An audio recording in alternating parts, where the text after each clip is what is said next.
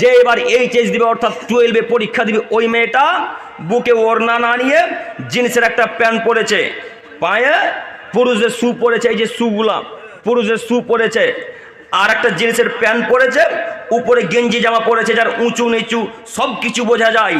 এই দিক থেকে আস্তে আস্তে কত দূর কোনটা মোটা কোনটা মিহি সব বোঝা যায়, এমন একটা ড্রেস পোশাক পরে।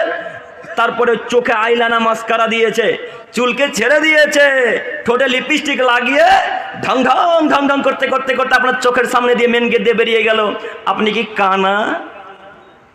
আপনি কি পুরুষ বসে আছেন বাড়িতে চেয়ার নিয়ে? আপনার শরীরে কি রক্ত নয়? আপনি কি বেহায়া? আপনি কি হিন্দুর বাচ্চা? আপনি কি খ্রিস্টানের বাচ্চা? আপনি কি নাসারার বাচ্চা? আপনি কি ইহুদির বাচ্চা? ইহুদিদের একটা বৈশিষ্ট্য আছে, তাদের কন্যার বাড়ি থেকে যখন বের হবে তখন জিন্সের প্যান্ট পরে বের হবে। খ্রিস্টানদের একটা বৈশিষ্ট্য আছে, যখন